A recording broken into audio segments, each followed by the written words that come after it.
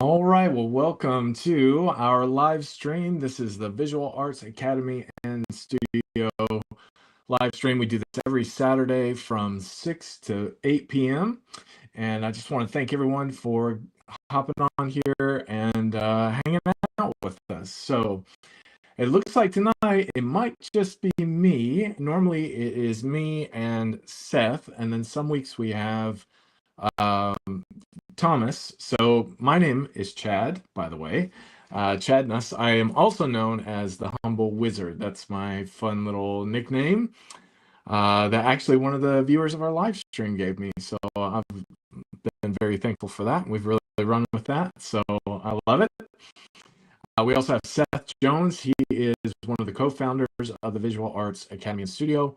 And then we have Thomas, who's the other co-founder. Sometimes he's on with us, and he actually lives in Costa Rica. So sometimes he will get online with us. And tonight we were scheduled to have Sarah, but it looks like she might be having some technical difficulties. So I'm not sure if she'll be on, but I will definitely be on for the next 2 hours drawing. And so what I've done last time when it was me and Sarah, I came up with a list of questions. And so I thought I would do the same thing, just so it's not me sitting here drawing for 2 hours in quietness. So I came up with a list of 21 questions. And these were questions that I was going to kind of interact with Sarah on, but I will do them myself. So what I'm going to do is I'm going to set a timer. I've got my cell phone here, and I calculated it out. So it's basically one question every 6 minutes. And so I'm going to set the timer. I'm going to be working on my drawing. Every 6 minutes, I'm going to ask a question to myself and answer it. And then, yeah, I would love to hear from you all, for you guys to ask some questions too, maybe add some commentary. So definitely join on the live stream. Tell us a little bit about who you are, where you're from, what you're working on. Love for you to be creating with us. And part of why we do this is that other people will join with us as we create. And so, yeah, so let's start the clock, and then I will start our first question that we have for tonight. So let's see here. I'm going to put my stopwatch on, and we're started. All right. First question is, what are you working on today? So I am working on this page right here, as you can see. I started this last week, and this is page 10 from the Silence book 3. So I've already done book 1 and 2, and I actually have copies of those right here. So there's book 1, and there is book 2. There we go. And I am now working on book 3. So this is page 10. The last several times I was working on obviously pages 1 through 6. I got done with 6, and then page 7 is a title page, and then page 8 and 9 is a double page spread. And the first 6 pages have all been splash pages. And a splash page is basically a one-panel page. The whole page is one piece of artwork.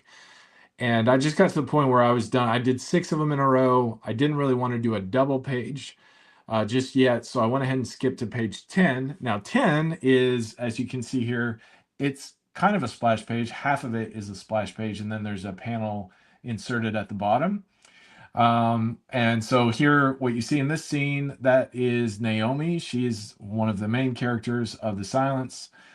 She is a blind superhero, but she can see through, holographic projections around her. So she can see her surroundings, almost like sonar, like a bat sonar, so she can see around her. She just can't see with her physical eyes. And whenever you see a portrait of her up close, she actually doesn't have any irises or pupils.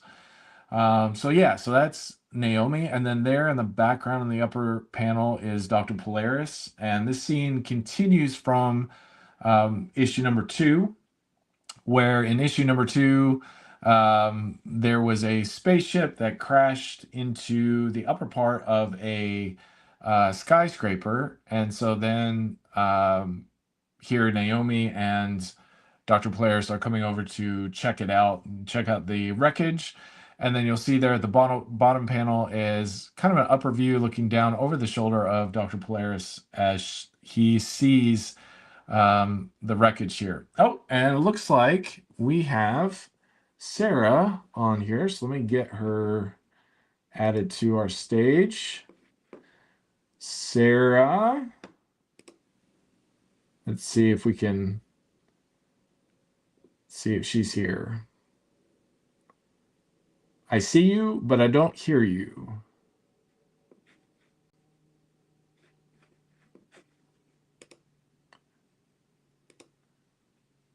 There we go. That's better.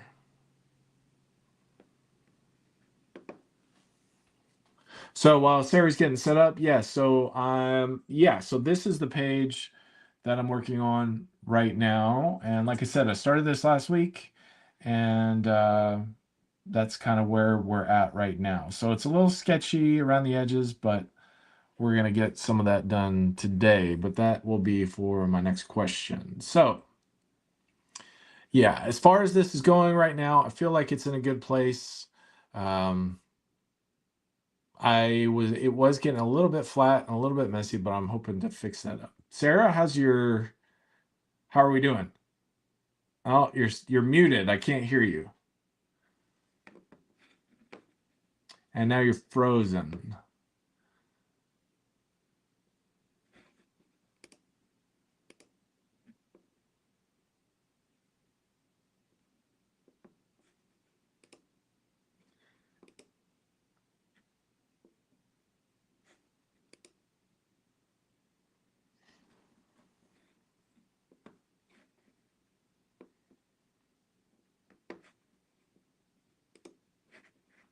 So I will start doing a little bit of drawing. I don't know if can you hear me, Sarah? Can you give me a thumbs up if you hear me? Okay, cool. All right. So while she's getting her sound fixed up, I think you're not muted on my end. So I'm not sure. I don't know what's going on. Okay. So while she's trying to figure that out, I'm going to do a little bit of drawing because I want to reserve my time for these other questions. I've got a minute and 10 seconds before we get to the next one. So I'm going to get to drawing a little bit here. And then as soon as Sarah fixes her situation, we will get back to the conversation. But for now, as I was saying before, my name is Chad Nuss, also known as the Humble Wizard. And I'm one of the instructors at the Visual Arts Academy and Studio in Louisville, Kentucky. We are actually located in Middletown. And if you live here in Louisville, there in Middletown is an old church building right down Main Street in old Middletown or historic Middletown. And it used to have the driver's license where you get your driver's license renewed. It's basically a county clerk office. Everyone always asks if it's the one over by the McDonald's off of Juneau Drive. That is not the one I'm talking about. I'm talking about in the middle of Middletown. In the middle of Middletown. That's poetic. But either way, there's an old church building, and you would go in there to renew. Oh, I hear some sound. Oh, she's frozen again. So either way, you go in there to get your license renewed, and so VAAS is what we affectionately call the Visual Arts Academy. So we moved in there, and then we moved in there and renovated the whole place, and that is where we are located now. So Kayla Bear says, hey, guess what I got? She got a $150 gift certificate to come here for the sessions. Here, I'll put this up right here.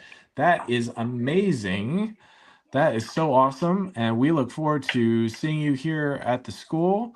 We always love to have either guests or new students or returning students. So we are pretty excited about that. I look forward to hearing, Kayla, what session do you plan on taking? I would love to hear that. As you guys know, we teach a ton of classes. So this round, I'm not sure how many, but I know the next 8-week session, we will have, I think Seth told me 60 classes. which is insanity. So yeah, I think I can hear you, Sarah. I hear noises. And I was about to say, I think Yes, I I hear you. I think I'm here now. Yes, welcome. How are Okay. you? I am so tired. It's been a Oh, yes. really, really busy day. Oh, Am well, I'm glad. I in this enough on my little screen? Yeah, Can I you can see you. see? Okay. Yes, I can see the majority of you. I can see you about three-quarters of your face and about three-quarters of your painting. So you What if should be we do good. that? Oh, yep, Is that that's even better? better. Oh, Yep,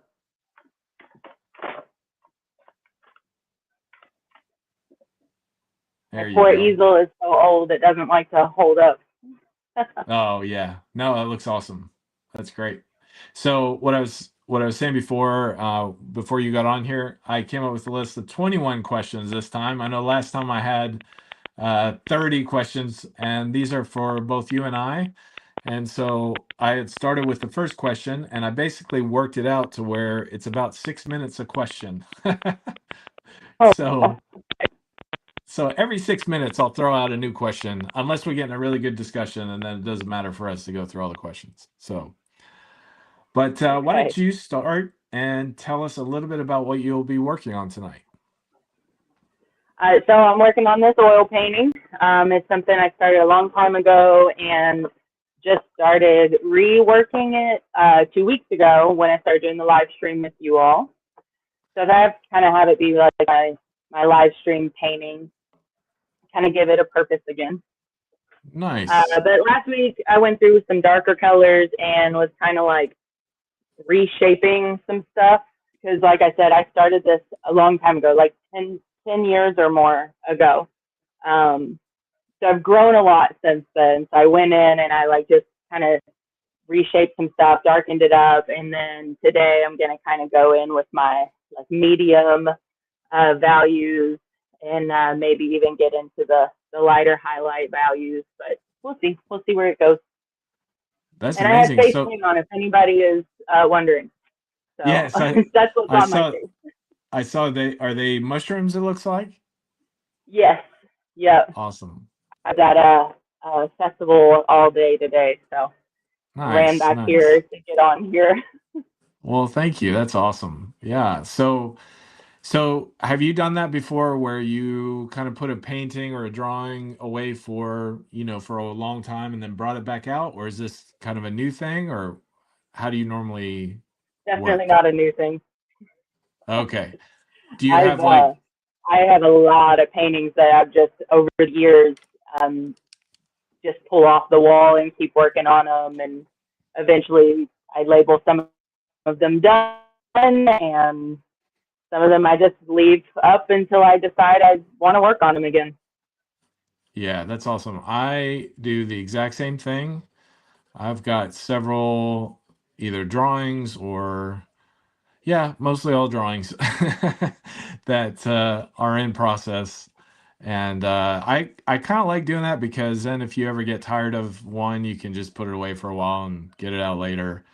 The only kind of hiccup or downside to that is like, well, it's maybe not a downside, but like you said, like if you leave it for long enough, you develop as an artist and you have to go back and possibly fix things or whatever. But yeah, it's a nice the nice thing about that is you get to see yourself improve over time for sure. So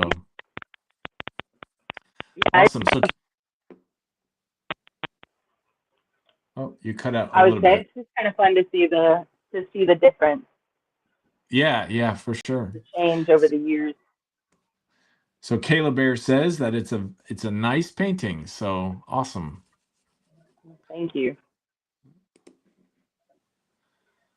All right. So, what is your goal for tonight for your painting?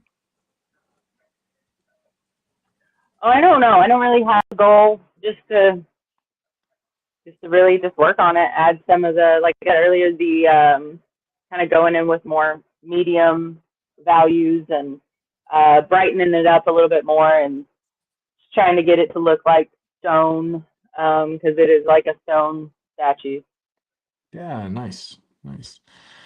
Yeah, so my goal tonight is I'd like to get this upper panel pretty close to finished. I'm not sure if I'll be able to get all that done, but right now I'm just kind of warming up and putting in some random marks just to kind of get my mind in the right headspace of drawing. And the nice thing about having like debris or, drawing like a wreckage or something like that, or garbage or whatever, is that you don't really have to have doesn't have to look right.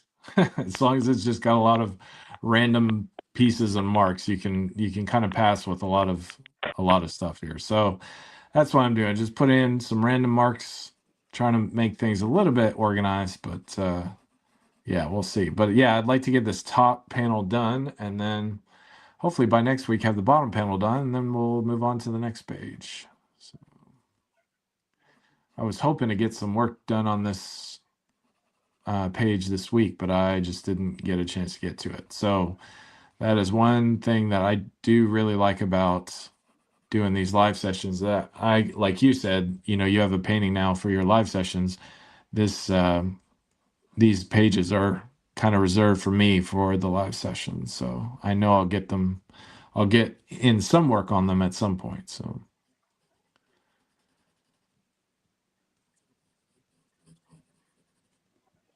one of the challenges for me is if I put a painting to the side or a drawing to the side and I want to work on it later, sometimes I'll sit there for too long. I'll just keep putting it off, and or I'll start something with the intention of finishing it and then start something new. And every time, you might get into something, you're like, oh, I want to do this over here now. And the problem is you never get anything finished. You just keep starting a bunch of new things. So I always have to be careful of that. Okay. I'm pretty- Oh, your microphone is clicking quite a bit, and it's cutting out a bit too. Let me see if I can fix it. I'm gonna mute it while I try to fix it. Okay.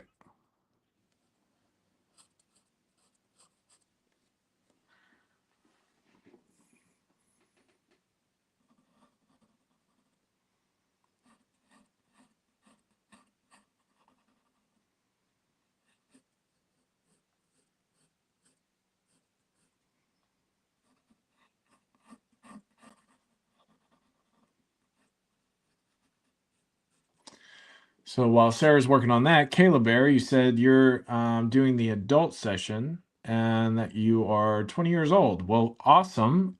Is there a particular adult session that you're gonna join?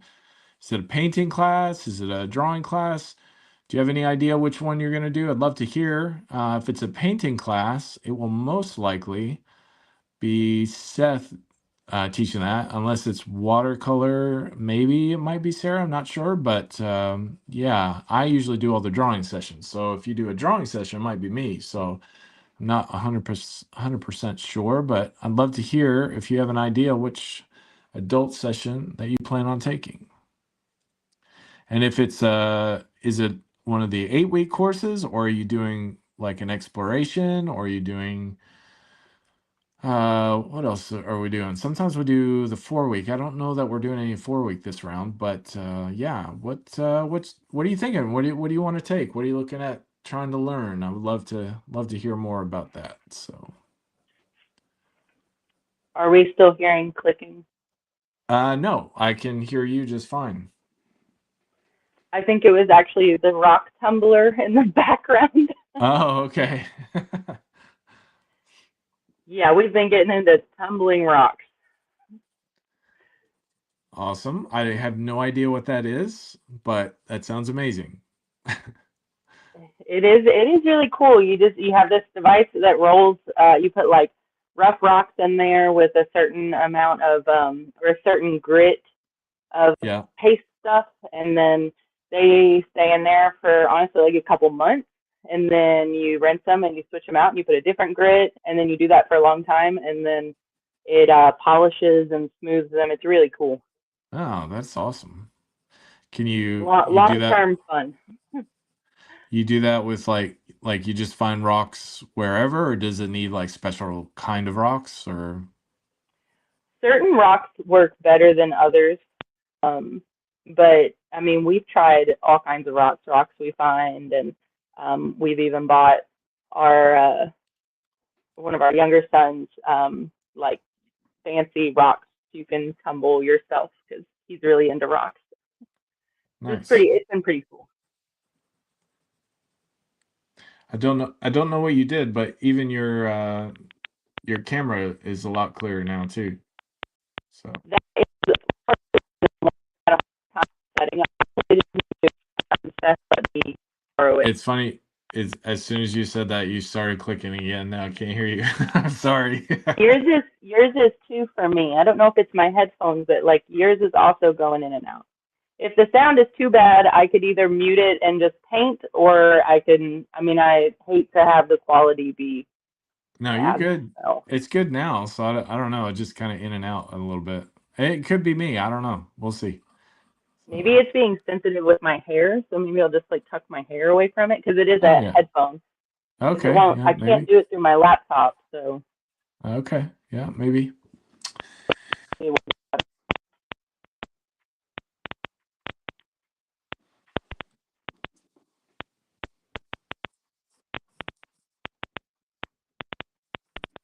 I don't know. It's clicking right now. I don't know what that is.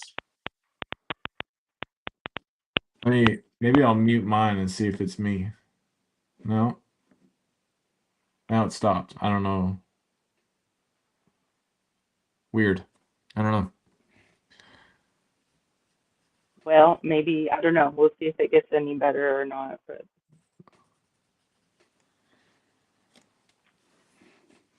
Well, let me ask you. So, when you think about yourself as an artist, what are some of your overall goals for yourself as an artist? What are some things that you would like to accomplish?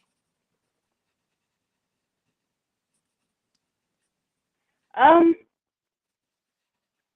I don't know. I mean, just a real basic one is just make more art.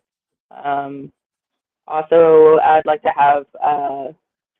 to set up my own website, which I just haven't really got to, and Yeah. just promote myself more. I feel like I'm in a good place in my life now where my kids are a little older, so I can kind of branch out and promote myself more, Yeah, it's awesome. and always Actually, always keep learning. I was talking about that to one of my students this week, and we're just talking about like how to be like some practical steps for trying to be more productive, like you just expressed. Because she's a very, very talented artist, and I told her that one of the things that one of the difficulties of that or challenges is that, especially at her age, because he's a teenager, is that you always have people, friends and family that mean well, that will always tell you, "Oh yeah, your drawings, it's so amazing," and always complimentary, which is great. But the downside of that is that you can become a little bit complacent because if you hear it enough, you're just like, "Well, I'm good enough," whatever. And so I was just challenging her to think in terms of like, how can you challenge yourself to continue to grow? And one of the things we talked about was trying to find time to consistently produce more art, whether that's, through a sketchbook or just working on your own, personal pieces and things like that. And one of the things we talked about was trying to find a little 15-minute times throughout the day. And at first she was like, 15 minutes, that's it? And I was like, yeah, because if you set yourself up to say, well, I'm gonna work on art for 3 hours a day. Well, the reality is, especially as you get older, as I was telling her, sometimes as you get older, the demand on your time is even greater than when you're younger, so it becomes more challenging. But I said sometimes all you get is 15 minutes, and sometimes all you need is 15 minutes. Because if you set your goal way too high, it's just gonna be unrealistic. You not get anything done. But if you set yourself 15 minutes every day, sometimes that 15 minutes will turn into, an hour or 2 hours or 3 hours or whatever. But if you don't set it and you don't follow it, you're not going to get any time in. So we had a pretty good discussion just trying to think of where she could find little pockets of 15 minutes throughout her day. And admittedly, she had a very busy schedule. So it was very difficult because I was like, well, what do you have time in the morning? Maybe when you get up and you're getting ready for school, maybe there's like a little, pocket of 15 minutes that instead of sitting on your phone, you could maybe get your sketchbook out and, draw a pair of eyes or something like that. She's like, no, I get up and I get breakfast and I go right out the door. I'm like, okay, well, what about when you get home? I was like, when you get home, do you like turn on the TV or flip through social media or whatever. She's like, no, because I have to get ready for this or I have to do this. I'm like, okay. I was like, what about before you go to bed? She's like, once I get to bed, I'm so tired, I just fall asleep because I'm so busy through the day. And I'm like, okay, well, maybe you legitimately don't have 15 minutes. But I said, sometimes in that situation, then you got to create 15 minutes. So then that would mean that you either get up 15 minutes earlier or you go to bed 15 minutes before you normally do. And some of that is teenage resistance because I'm pretty sure you can find 15 minutes somewhere. But the reality is we're all very, very, very busy. So it is a challenge for sure. Yeah, I am happy just to get any time, any time at all. 15 minutes is a good time goal though. Yeah, especially as a mother, and I know as a father, and we're both my wife and I work, and we have four teenage kids, and they all go to different schools. That sometimes that can be pretty hectic to find a little bit of chunk of time. But yeah, I think just a small goal to get a little bit of work done. I try, or I've had the goal before of doing an hour of drawing, and that I'm not successful on that. Oh, I just lost Sarah. So I don't know if she can hear me. I just lost you.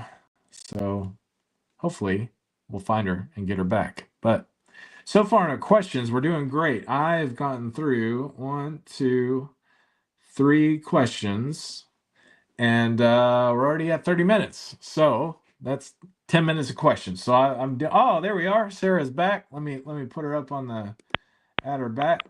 There you are. Let's see here. Yeah, you're clicking again. It's okay. We'll give it a I few don't minutes. know. There you are. You're back now.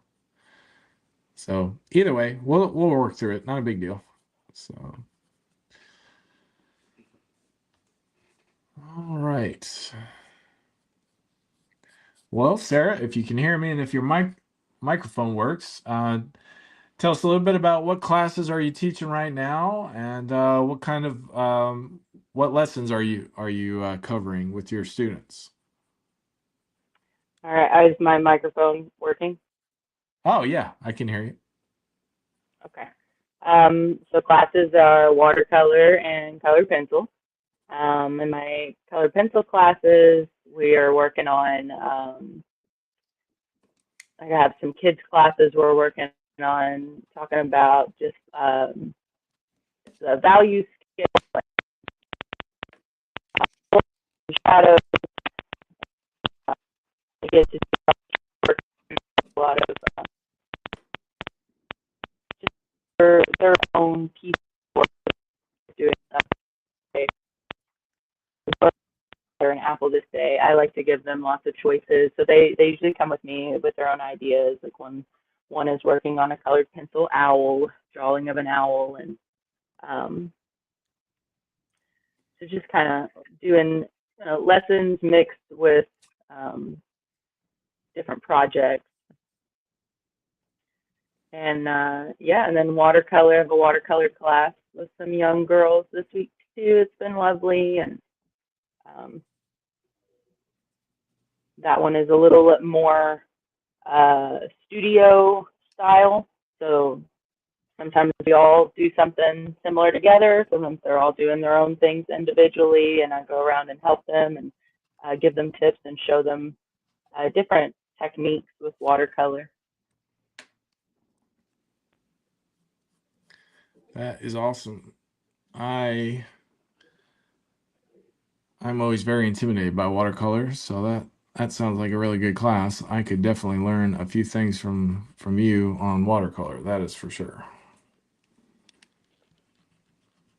It's pretty awesome, and I like the more, especially for kids, I like the more laid back class that's still instructed, but just it's not as much, it's not as intimidating for kids. It's a little more, um, just a little more relaxed because watercolor can be very frustrating, and I don't want any of them to give up anything. Yeah, watercolor seems, we've talked a little bit about this before, but very unforgiving because you've got to be very subtle with it and controlled because especially Mm-hmm. if if the lighting or the coloring needs to be really light, it's very, yeah, I would assume, because I don't do a lot of watercolor, but I assume that it's very easy to get muddy very quickly. And you have to kind of plan out where your colors are going to be and how much water you're going to use. And yeah, I would assume there's some give and take where you can lighten some things up with a little bit of extra water. But I feel like if you mess with it too much, it gets muddy real quick. Yeah, it does, and there's definitely like a process to it, you know, and having your colors all ready and made first is going to help so much with a lot of that process, and um, also just learning about water control and certain times to lay in the color and how much, you know, what type of consistency do you need? Do you need like a tea-like consistency or like a coffee consistency, or do you need something more creamy, like, you know, a creamier consistency where the color, the pigment's going to hold really well in the water? Um, I always say there's two different types of students too. There's the ones that just are completely afraid to use water, and Mm. they're kind of dry brushing a lot, Yeah. um, and then you have the other half of the students that are like they have their whole paper just covered in water, and that is when things get really muddy. Yeah. Yeah. So it's just kind of finding that balance. Yeah, so I would assume you would definitely need to have a pretty good grasp on color theory too. If you're selecting your colors beforehand, you've got to be very intentional with kind of the warmth or the coolness of it, of what you're doing, and the combinations that you want to use and all of that beforehand. So Oh yeah, very much color theory heavy, and which is great for me because I love the color wheel and I love um, teaching color theory. that's awesome. Hey, so Matt has a question. He says, do you use I think markers with your colored pencil? And if so, are they water-based or alcohol-based? We don't use any in the studio. I have when I'm at home, and I like to do a lot of like mixed media stuff. So I will use alcohol based markers at home, but not in the studio. In the studio, it's just completely color pencils. We use colorless blenders. We use and talk about using mineral spirits to blend, which is my favorite way to blend color pencils. But it is just all colored pencils. Nice. A good question from Matt. Matt, are you looking at using some markers and colored pencil? I know Matt is a really into hyper realism and uses a lot of charcoal and graphite, but I would be very interested to know, Matt, if you are looking at getting into some colored work. That'd be pretty amazing to see you work on that for sure. So, well, awesome. So for me, I am teaching. I don't have as many classes this round just because we're trying to figure out my kids' schedule with school and transportation and all that. But next round, I do have quite a few classes scheduled. But for this round, on Fridays, I have a drawing from cast reference class.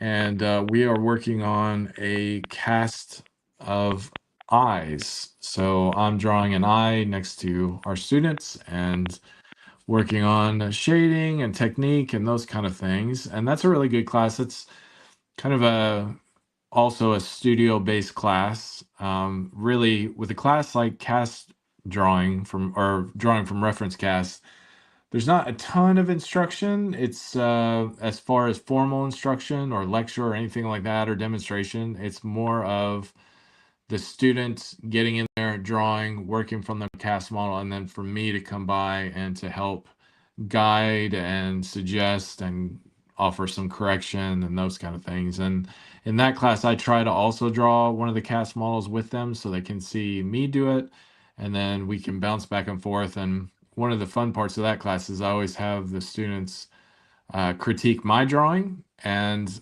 part of that helps to just kind of loosen the class up a little bit, because sometimes you feel this pressure of like having to do this amazing drawing and that kind of thing, but to have them do critique of my work as well just shows them that like we're all in process. So even I, as a teacher, I still need correction. I still need people to give me that objective viewpoint on my own drawing. So, and I think it also helps them to accurately critique their own work, because they can kind of just look at what I'm doing and then just see, okay, well, I probably would have done this differently or that differently, or maybe work on this or that or whatever. It's a lot of fun, because sometimes I think the students are a little bit shy at first to do that, to critique the teacher's work, but we have good fun with it. So yeah, so I'm doing that, and then I'm doing a drawing class with a young student,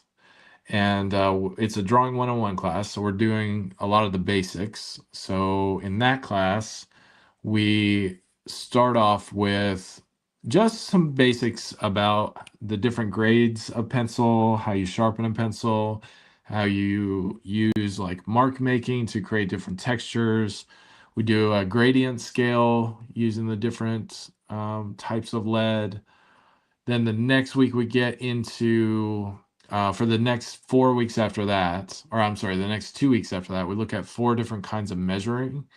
And I feel like that's very important to learn how to measure, because especially if your goal is to draw accurately, you need to learn how to measure. So we look at the grid system, we look at using a plumb line, we look at using tick marks, and then we look at using a pencil to measure things, just kind of like the old school, kind of putting your hand out and measuring with the lead of your pencil. And then after that, we get into form and line. So we do contour drawings, and we do some sketching with forms, and talk about how to break down complex objects into simpler shapes and forms. And then this week we talked about shading, shadow, highlights, reflected light, all that kind of thing. So yeah, so that's that class. And then I do a character design class this round. And this week, actually, I have 2 students in that class, and they both had to miss. So I got a little time off, and I was able to get some work done for myself. But in that class, we just got done looking at protagonist or antagonists. So we did protagonists, antagonists, and now this week we were going to do sidekicks, but we're going to do sidekicks next week now. So we have a lot of fun in that. We look at different examples of antagonists and protagonists from everywhere from Disney to Marvel to comic books to anime, manga. And then we create our own characters based on some of those characteristics that we see. And I'm having the students create their own story and then make their own characters fit into that story. And we talk about the design and what they look like and how you would go about doing that. So it's a lot of fun. We have a lot of good times in that class. So those are the main ones. But next round, I've got a bunch of classes, everything from portraits to hands and feet to classical drawing, charcoal drawing, and comics and cartooning. So I've got several classes coming up. So let's see here. Matt says, I have been using colored pencils for decades. I'm very comfortable with them. I also use odorless mineral spirits, colorless blenders and build in layers. Tons and tons of layers. Just as a side note on that, my student today, we were talking about shading, and we made the fun joke from Shrek that shading with pencil or graphite is like an onion, lots and lots of layers. So we had a lot of fun joking about that. So I will even use an X-Acto blade to create various things from highlights to textures and so on. However, I never used markers with my colored pencil pieces. I've seen many artists do it. What's the benefit of using a marker, and is it a base layer? Sarah, what would you say to that, since I'm not really the colored pencil person? Is there a benefit to using a marker, and do you use it as a base layer?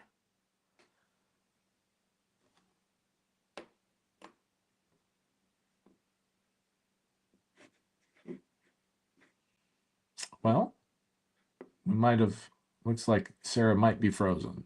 So I cannot help you with that one. I'm so sorry, Matt. I don't really use a whole lot of colored pencil. So we'll see when Sarah gets back if she can get to that one. But let me show this other comment. I'm more into color than black and white, but I'm most comfortable with colored pencils and graphite. That said, most of my life I've used colored pencil, but I'm focusing on graphite and charcoal now.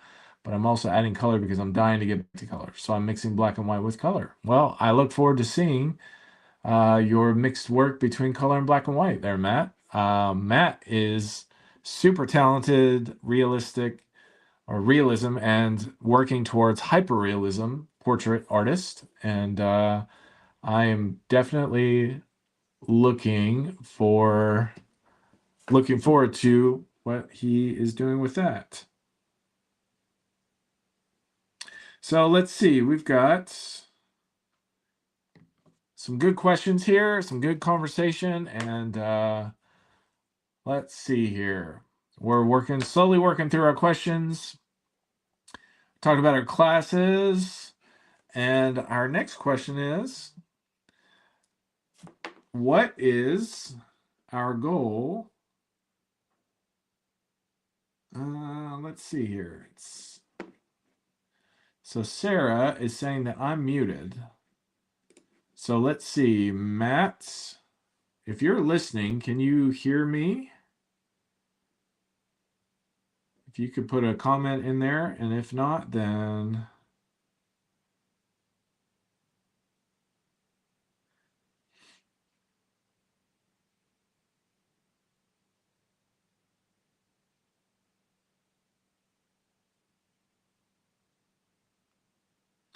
let's see here. Oh, okay, good. Thank you. I'm texting with Sarah right now because I think she's having some issues with her sound.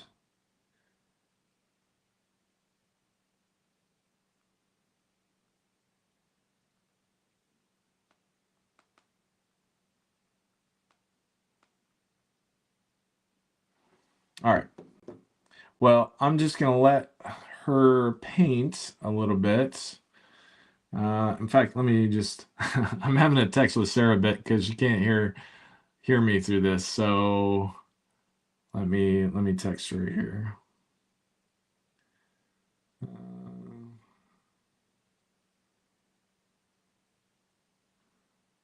Yeah, sorry about the technical difficulty. I'm not sure kind of what's going on with on Sarah's end, but that's okay. I'll keep moving on here. All right, so let me get back to this drawing here, and I'm going to talk a little bit about my next question was going to be, what are your goals as a teacher? So this is something that I think a lot about because as a teacher, the advantage that we have with having 8-week classes. Here, hold on.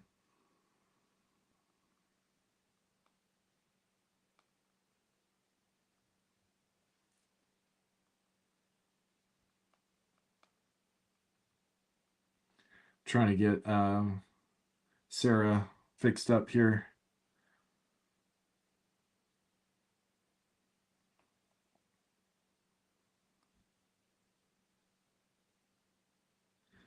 Hold on, sorry.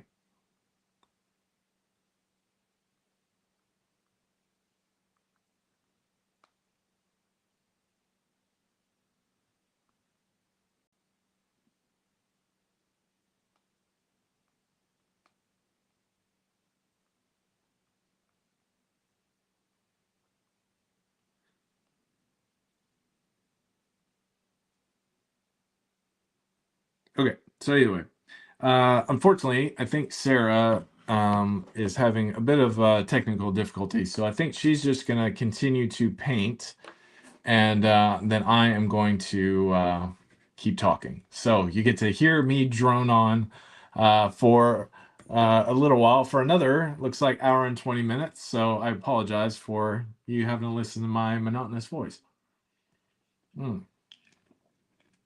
But I'll try and keep it interesting. So let's see here. Matt has a quick question or a comment here. Just for clarification, I've seen tons of extremely good charcoal and graphite work.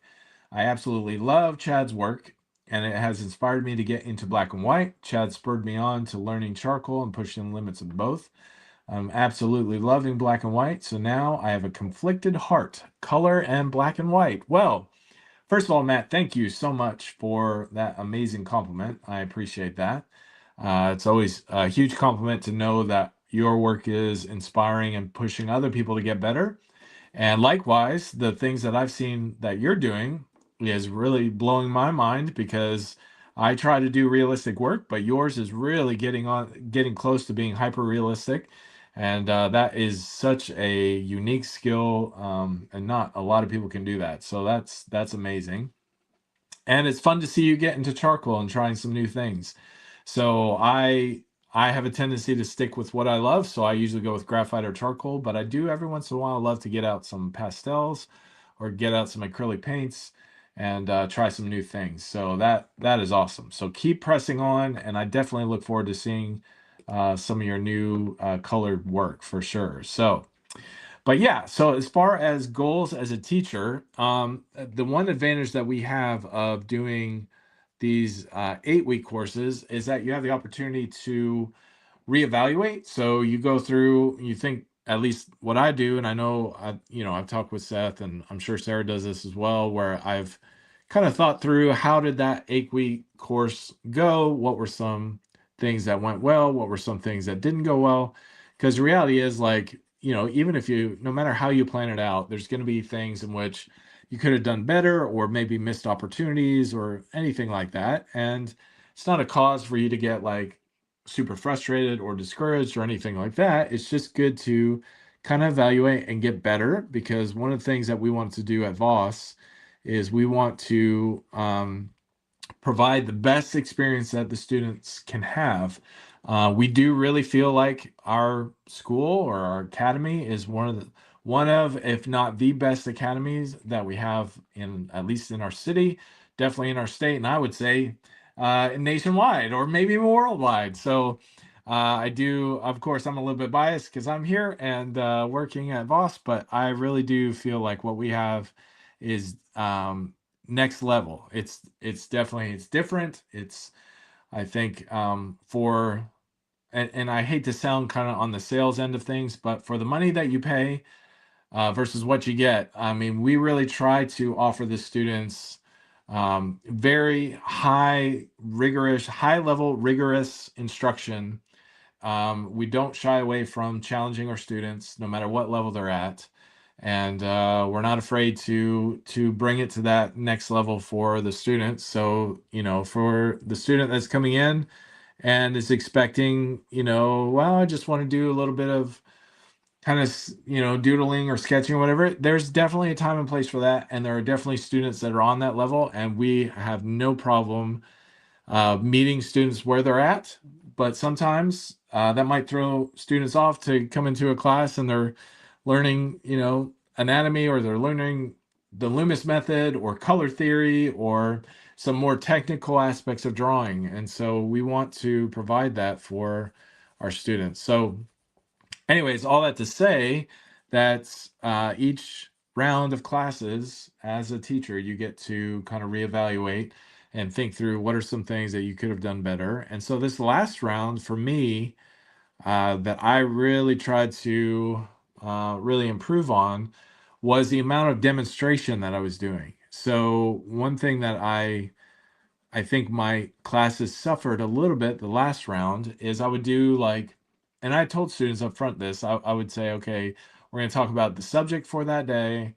I'll do a little bit of a lesson. In other words, I would maybe give out a handout, show maybe some examples of whatever we're talking about. But then I would just have the students, okay, now you try and attempt this, and then I would, come by and like evaluate or, give some instruction, guidance, that kind of thing. And that was good, but it put too much I don't want to say pressure, but it put too much of the lesson on the student to kind of grasp things themselves, which is what you want. That sounds bad the way I'm putting it, but basically what I'm trying to say is this round I did a lot more demonstration. So I feel like, and from the feedback I'm getting, that demonstration is actually really, really helpful. And I'm, it's one of those things that I kind of knew because I love watching artists that are better than me. I love watching them just draw, so I can just kind of see and learn like how they do things. And the reality is, like, sometimes that's just not practical. If I'm drawing a page like this, there's no way that I'm going to sit down in a class of an hour and a half and be able to, get this whole page done.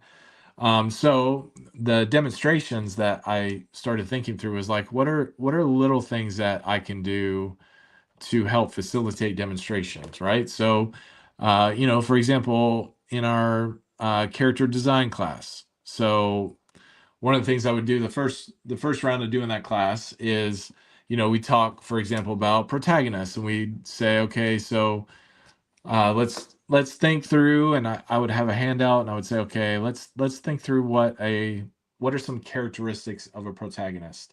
And so we would talk about, different like personality characteristics. Maybe we would talk about some visual design of protagonists, like, maybe we look at some examples of, way protagonists look. Typically, they don't all look the same, obviously, but they have some common characteristics.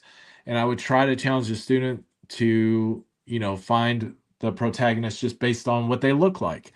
And so they could see that there are certain design elements in a protagonist that's going to separate them from the antagonist.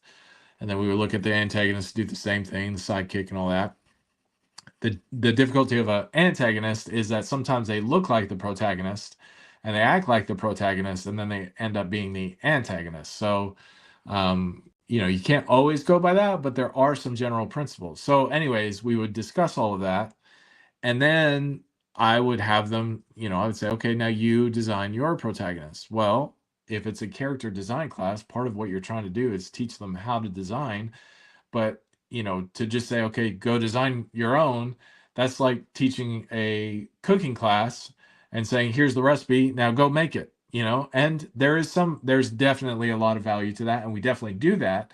But I just realized that I needed to do a bit of demonstration for the students to bridge that gap between the material taught and them actually doing it themselves.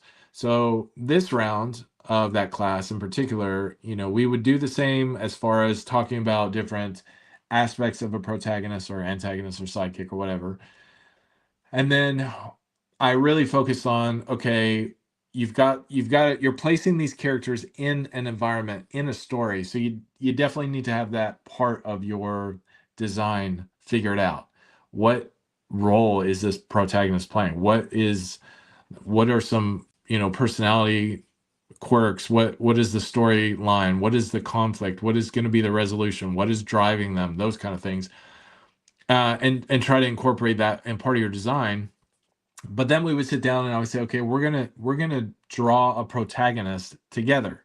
And so I would literally take them step by step, and I would say, okay, let's start with the circle. And so we draw a circle, and I would say, okay, we're gonna look at this as, this is the head. And just like in a regular figure drawing, you would start more with an oval, and then you would, kind of map out a gesture drawing. We would do the same thing, and I would show them examples from like Disney, for example, or Marvel artists, and I would show how they would do a gesture drawing and build their character from that.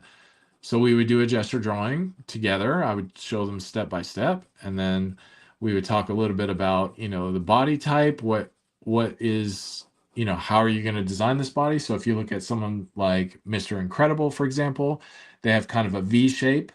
And so, or he has kind of a V shape. And so, we say, okay, if you're going to have one of these like muscular hero type characters, depending on how, kind of cartoony or however you want to say it, how caricaturist, I guess you want to say, you want that character would determine how much exaggeration that you're going to put in it.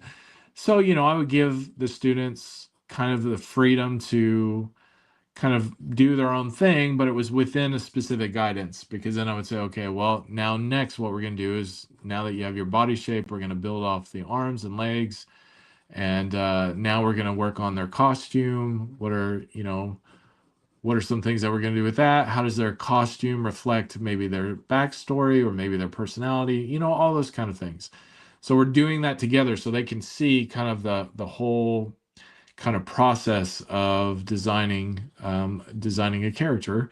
And then from there, then I would have them, okay, now that we've talked about the different ways or the different aspects of characters, of protagonists, those kind of things, and now that we've looked at a design and we've looked at different examples, and now that we've designed one together, now you have the opportunity to kind of work on your own. And so that's where, sometimes we would have kind of a group work where students would get together, come up with a story that, a world, they would build a world in which this particular protagonist is going to operate.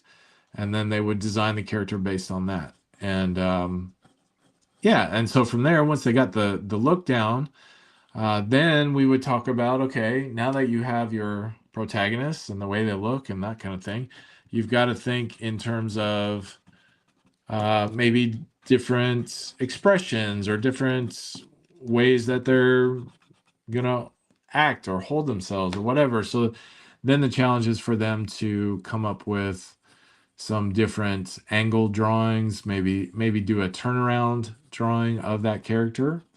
And so they would work on that. Sometimes they would maybe do an action scene where I'd say, okay, now draw your protagonist in a scene where maybe they're fighting or maybe they're walking down the street, or try to find different scenes to put this character in, because without the story, it doesn't, that character is not going to make a whole lot of sense. And so sometimes, students will just come up with a bunch of characters that have no backstory, no relationship to other characters or anything like that. So I really try to help them figure that out. And in fact, the first, I want to say like 2 classes, or the first class at least, we talk a bit about story structure.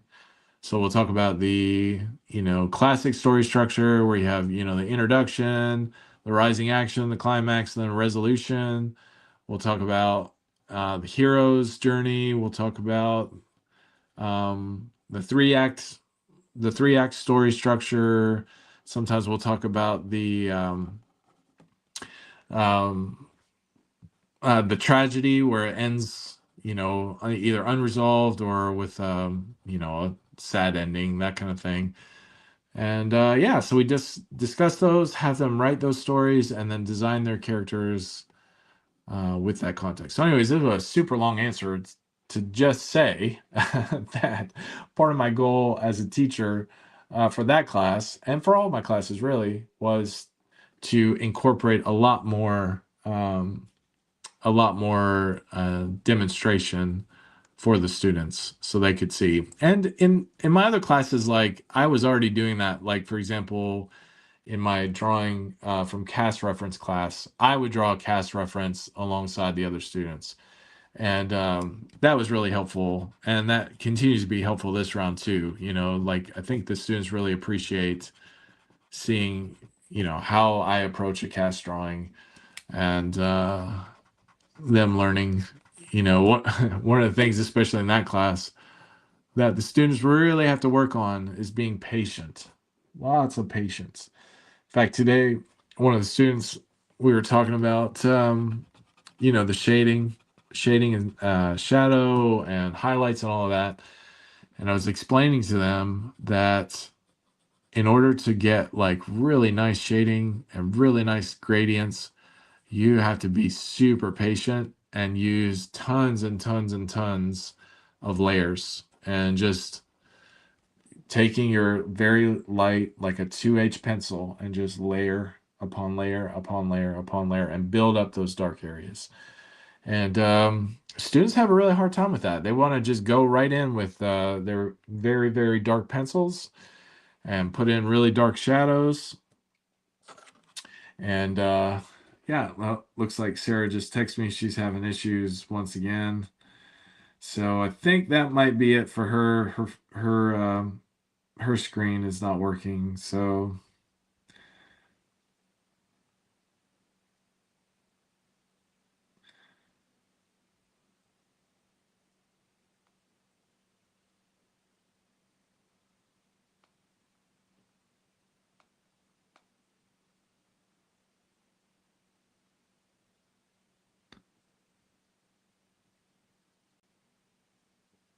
yeah, looks like her computer has frozen up. So yeah, I think she is going to try again next time. So that's okay. Now you get to hear me drone on. And let's see. Here is Matt giving me a hard time. Welcome to VAAS Livestream, where the short answer is long. Yes. One of the numerous reasons I love VAAS Livestream, and all the amazing teachers at VAAS. Thank you so much, Matt. That is something that we have become a little bit notorious for. But it's one of those things where you start talking, you start thinking about what you're doing, and it just leads one thing to another, and then before you know it, you're droning on for 10 minutes for an answer that could have probably been done in about two. So anyways, when I'm thinking about artistic goals as a teacher, yeah, it was definitely to do more demonstrations. And so this round of classes, I've definitely incorporated that. So even today, when I was working with one of the students on shading, I set up a little still life. We just did a sphere, a cone, and a pepper, and just talked about the different aspects of shading. So I drew right alongside the students, and it was really helpful because, as I said before, students tend to, especially younger students or new students, tend to just go in and just start shading like crazy. And I really challenge them to slow down, build up your layers. And so I showed them how long it takes to draw even a simple sphere. And so this one student wanted to keep working. So I spent a good hour drawing the sphere while he was working on all three objects. And by the end of it,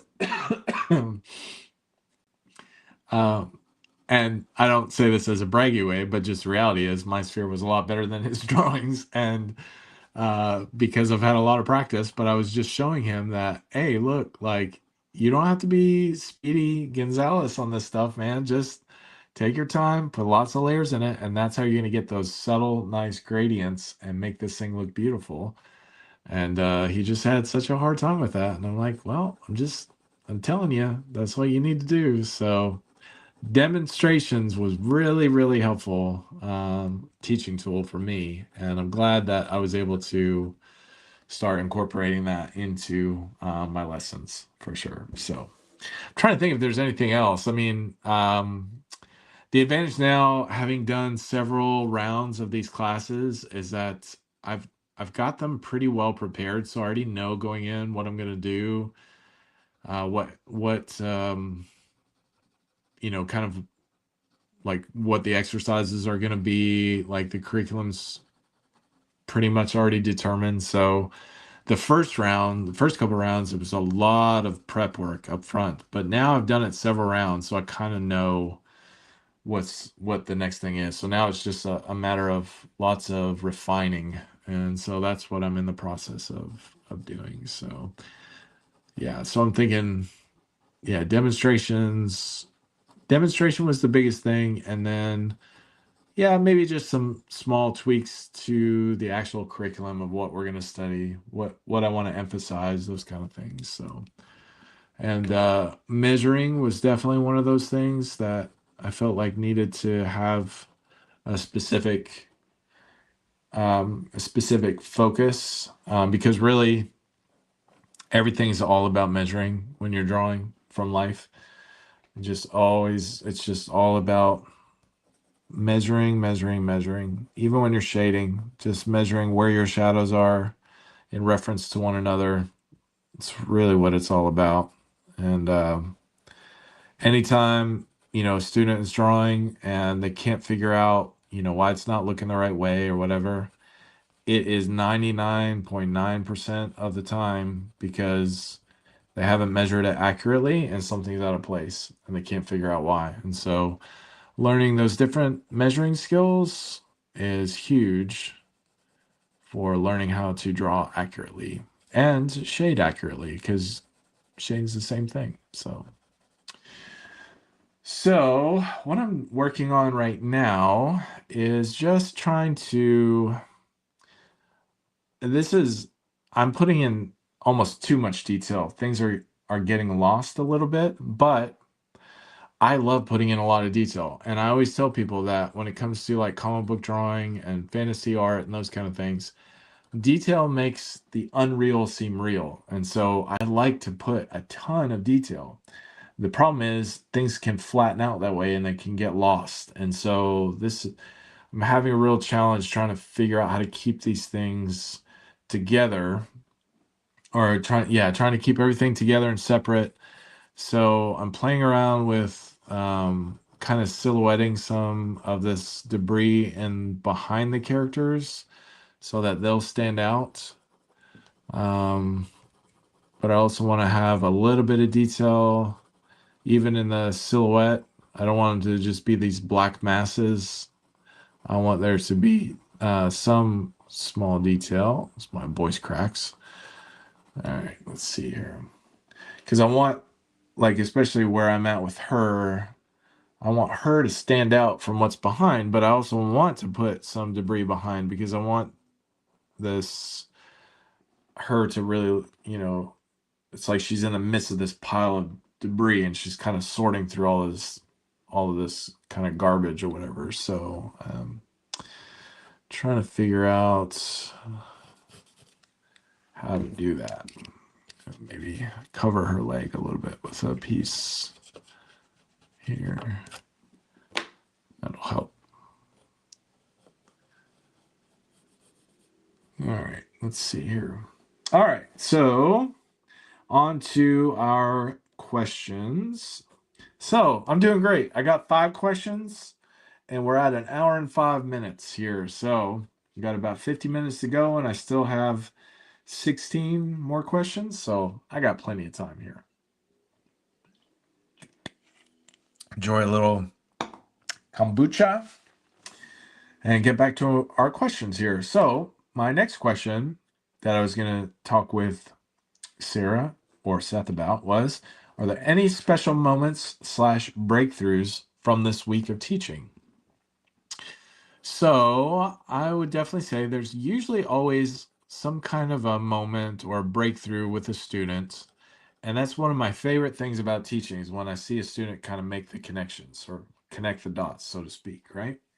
That's always a great feeling to know that you are helping them grow and develop as an artist. So as I'm talking, I'm realizing this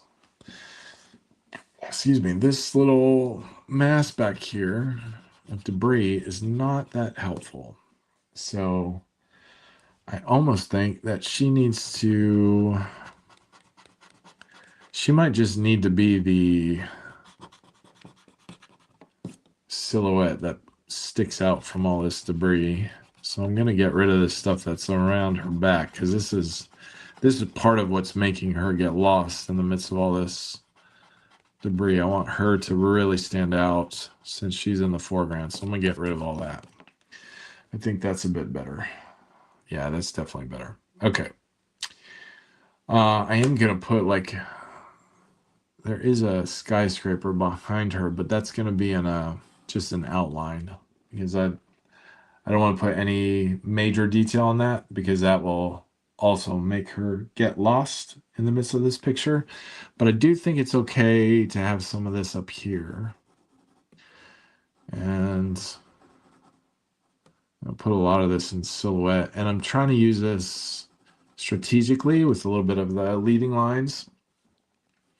So we talked about that in our composition class. By using leading lines just helps guide your eye where it needs to be. So you use these random like parts of your composition, and it kind of keeps your eye where it needs to be. So that's why I have a diagonal here and some of these lines pointing this way to keep your eye back looking this way. Yeah, so anyways, where was I? Oh yeah, any special moments or breakthroughs from this week. Yeah, so as a teacher, that is one of the cool things, is when you see your students kind of connect the dots and see, oh yeah, this is what, this is what I need to be doing, right? So yeah, so there's one of my students, we were talking over, she's doing the reference cast class.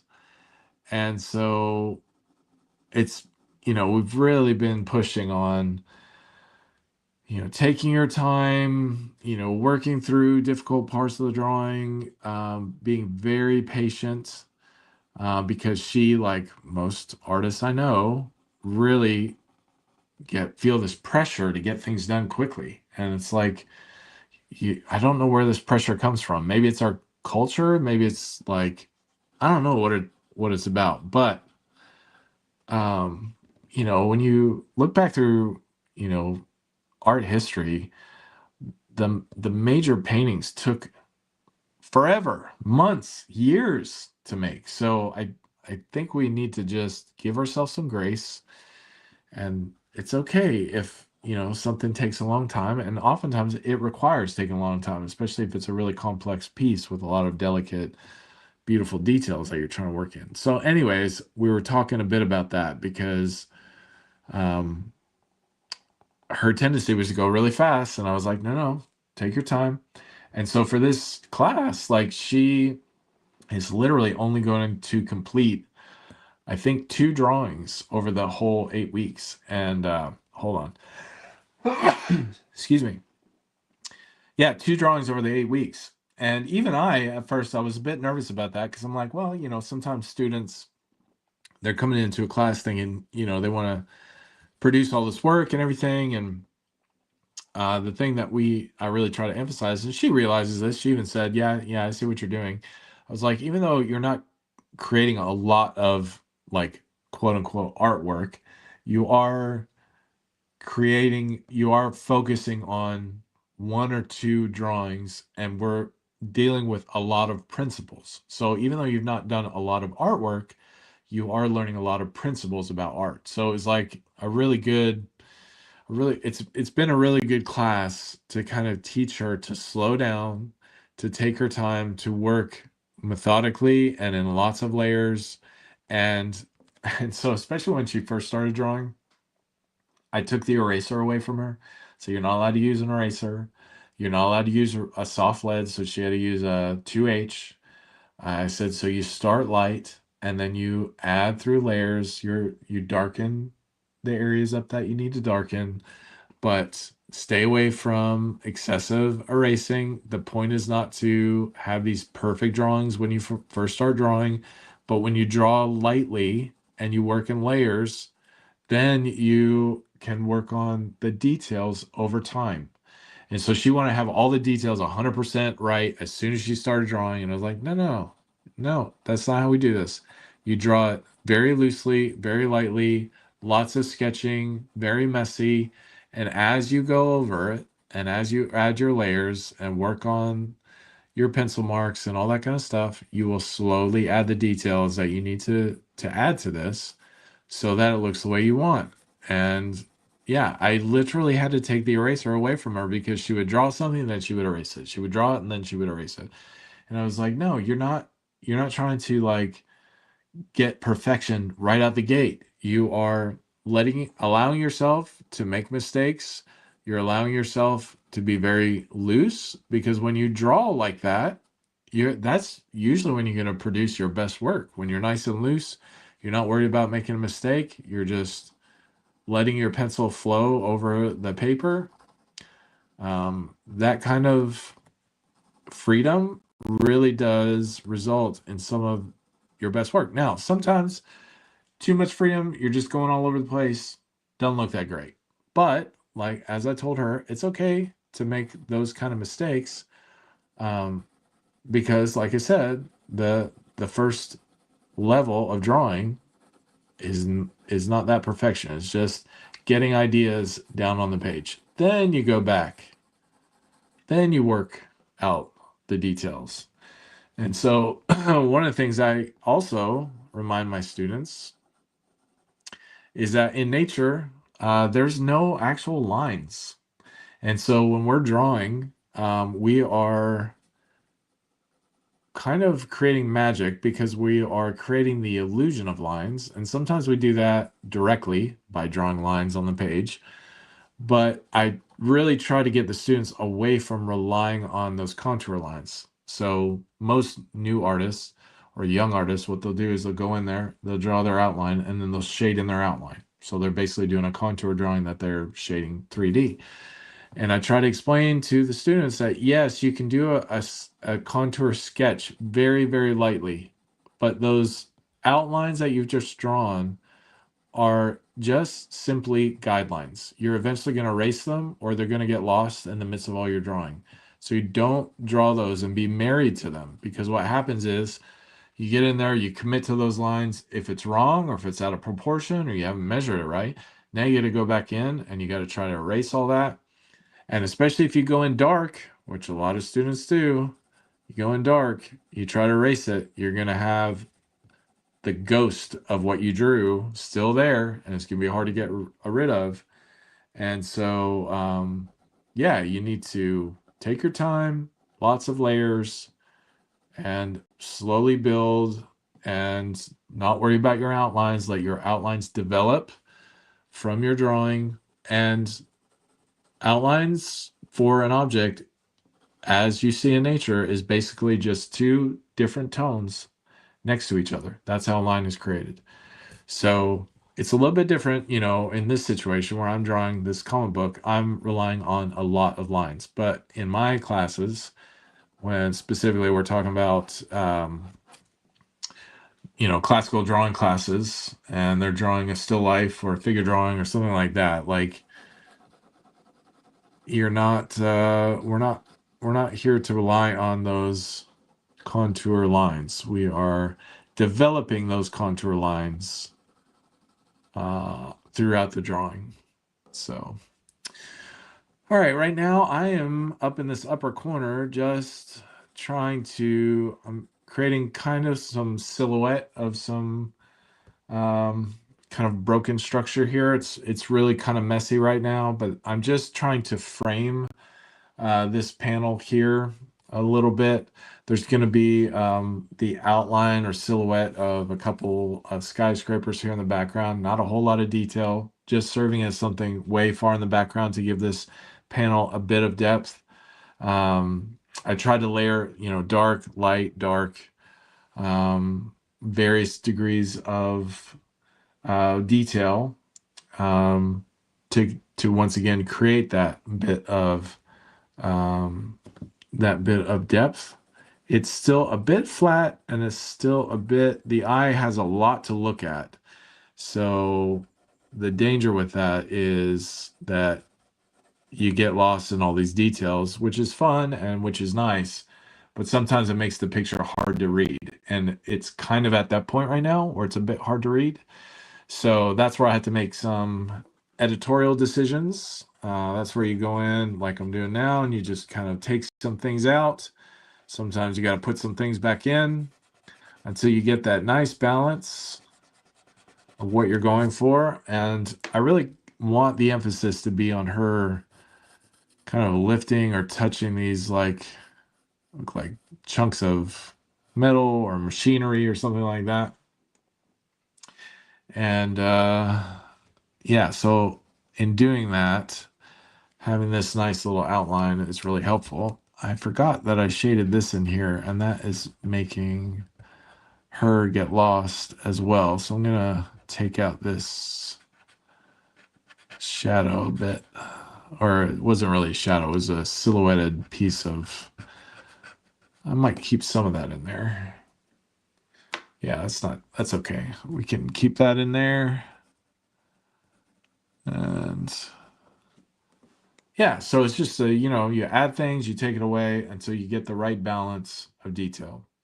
So Matt is put on a couple of comments here.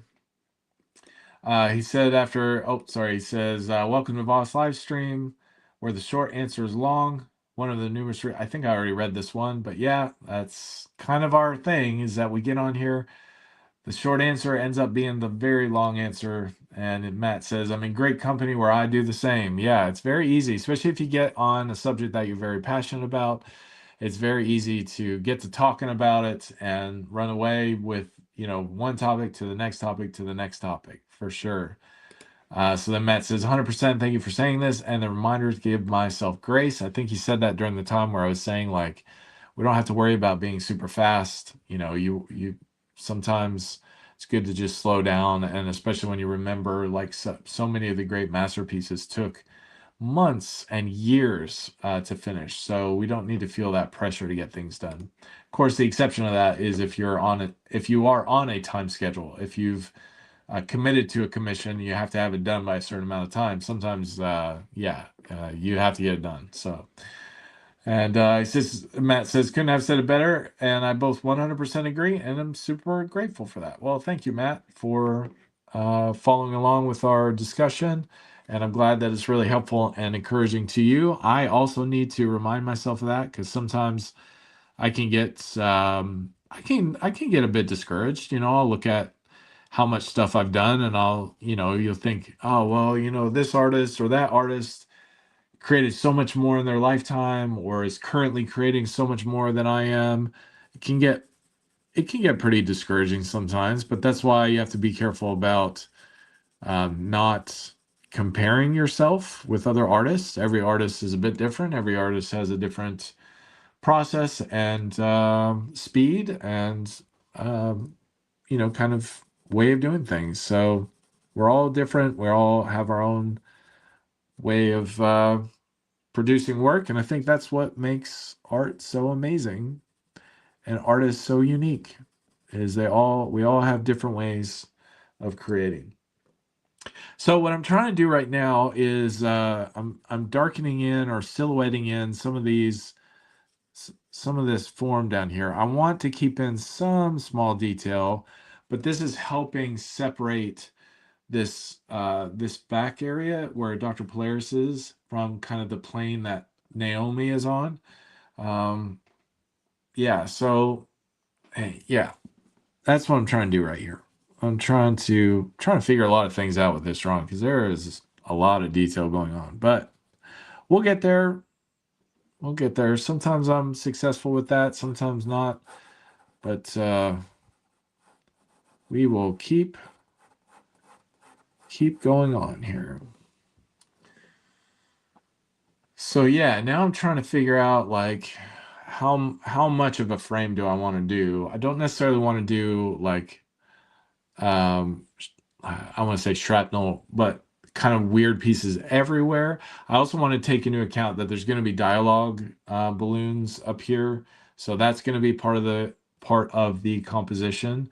So I have to remind myself, just because there's a big blank area here, which there won't necessarily be, because I will have the silhouette of some buildings back here, but like, this blank area is not bad.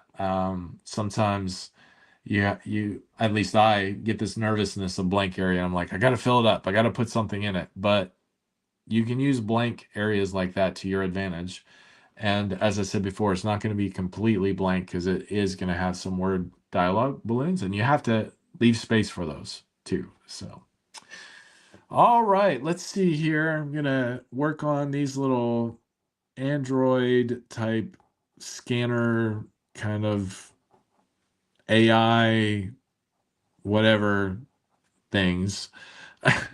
I suppose I should, if I was a good world builder, artist, writer, author, I would probably have a name for these, but I will come up with a name for them eventually. For right now, they're part of the story, and they will definitely come back later on in this book. One of them showed up in the first book with Dr. Polaris. He was actually talking to one of these things.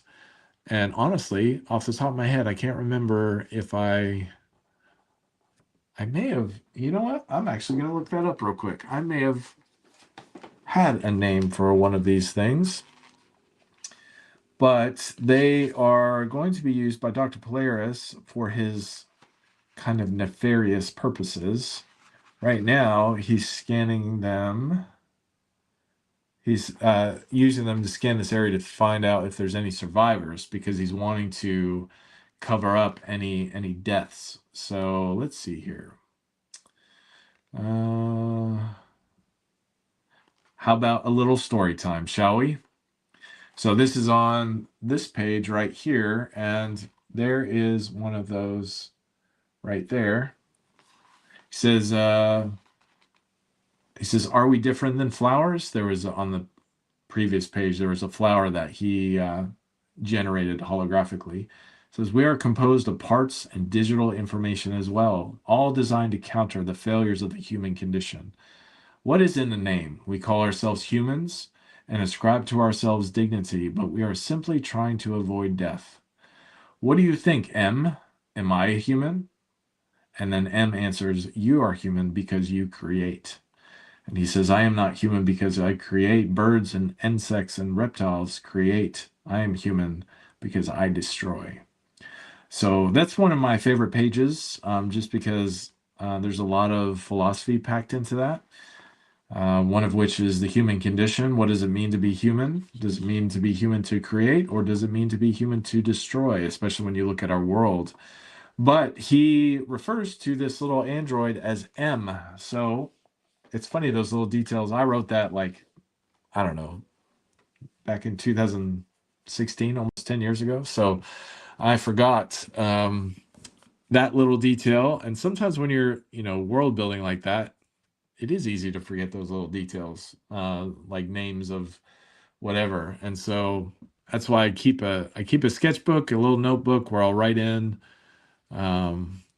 different story ideas or design ideas or character ideas. So this is one of those ideas that was good that I went back and reminded myself from the original story. And the freedom that you have as an artist too, is they don't all necessarily have to look in that design. So these ones are a little more complex. They've got a little bit more developed look to them. Later on in this book, these will probably you'll get a closer view of them. Should be really, really helpful, I think.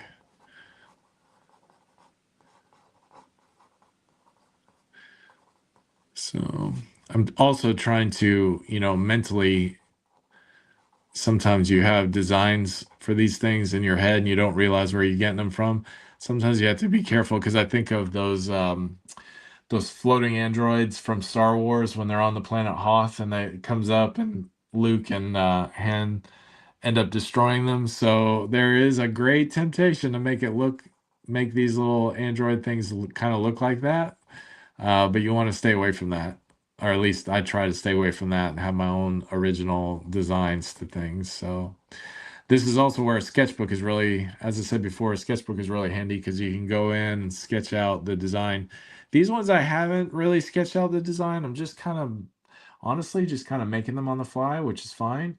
Sometimes that's a lot of fun, just to make them on the fly. I mean, I'm not going off of anything, so I can just kind of do what I want.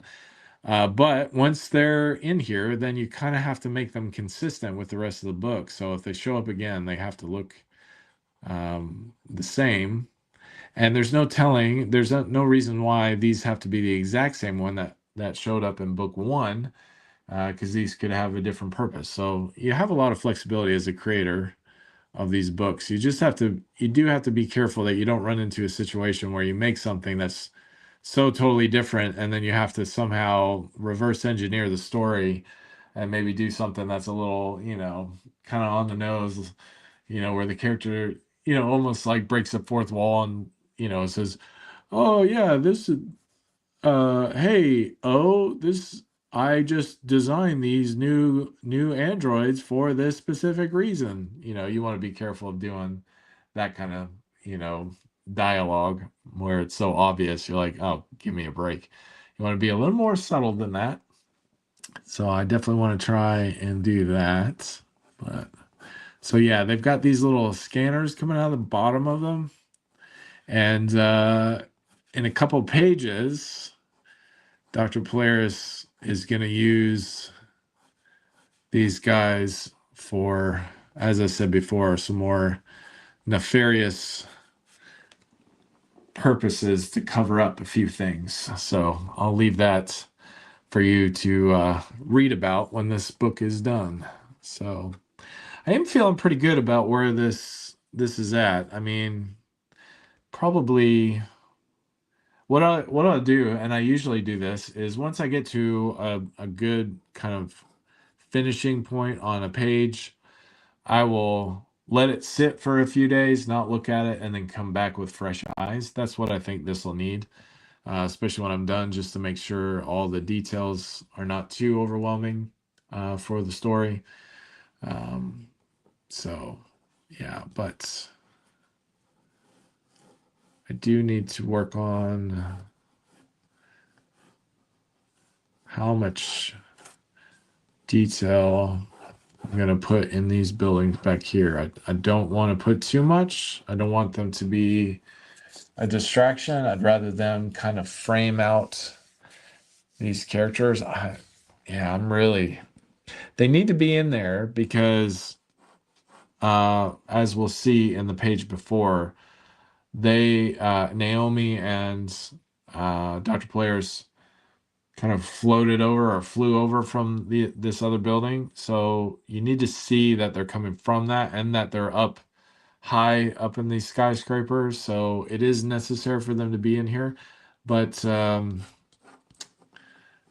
just want to be careful about how much detail I'm putting in there. And I also want to make sure some of these buildings are consistent with the first episode. So let's see here. I've got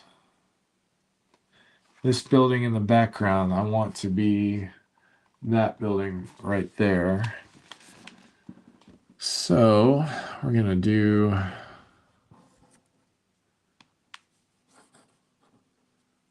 use this as my reference.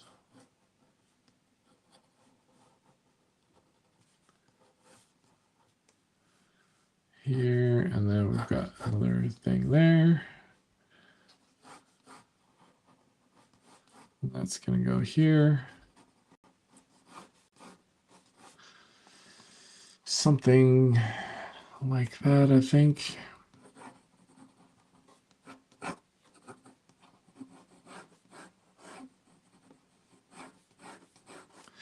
I am gonna go over that with a ruler so that it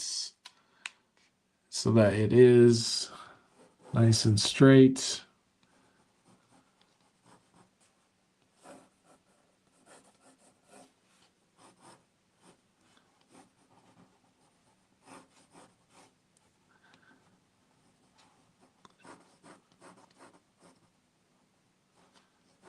Got some, yeah, we'll see. Yeah, I don't know how much I like that. It definitely needs to be cleaned up a bit. But as I said before, a lot of times I'll just be very, very loose with this up front and then I'll go in and work on some of those details and clean that up a bit. So I've got that, and then we've got this other skyscraper over here. And might put one maybe over here too. Maybe we'll see kind of the edge, top edge of one there. So yeah, that's getting pretty close, I think. Let's see here. I might actually work on cleaning that up just a little bit. Let's see here. This is one of those things that we talk about in class where sometimes it's good to kind of step back and look at it for kind of composition perspective reasons. But let's see here. All right, my next question. Hey, look at that. I've only gotten through 7 questions. We've got about 24 minutes left. So last time when I was on here with Sarah, we actually got through all 30 of the questions that I had written up. So let's see here. I do want this to be, I don't have my square out here, so I'm gonna cheat just a little bit and do that number right there. All right. Oh yeah. So number 7 question was, as a teacher, how does your own art practice influence your teaching? So I was really excited to hear from Sarah about that because I want to hear more about what she works on as far as art-wise for herself, and how that influences how she teaches. Because one of the realities of VAAS is that we want to make sure as teachers that we are creating and that we're working on projects. And that's one of the beautiful things of this live stream, as Seth and I have talked about in the past, is that we get to, during this time, work on our projects, which is a great joy and huge blessing for us. So, yeah, so as far as my own art practice, so I am working on several pencil and charcoal drawings. So one of them is a large landscape, which I have worked on this live stream before. So I'm still working on that one. That one I'm hoping to get done by the end of the year, maybe before that. It's getting pretty close. So when that's done, we'll do a little, maybe we'll see if Seth will let me do a little featured video on it so everyone can see what that looks like. But yeah, so with that drawing, it definitely influences and impacts things that I'm teaching a lot of times because I teach like right in my studio area. I'm able to reference my own work, which I know that probably sounds a little bit arrogant, but I don't mean it in a, hey, do as I do, although there is some of that, but it's more along the lines of like, yeah, I was working on this technique, or I was doing this specific thing, and this is what it looks like right here. So the students can see that even though I'm a teacher, I am a practicing artist as well. And so these principles that I'm teaching, I also use in my own practice. So yeah, as I said before, one of the visions that Seth was sharing with me when I first met him, and we're talking about VAAS and teaching and that kind of thing, was he really emphasized the need for the instructors to be practicing artists themselves. And I think that's super important. I think really in any area of career or whatever you're doing, I think it is vital that you are practicing whatever you're teaching. And this gets into our big discussion from last week, and I don't want to rehash it, but gets into our whole discussion last week about, we talked about the saying, those who can't teach do, or I'm sorry, that was backwards. Those who can't do teach.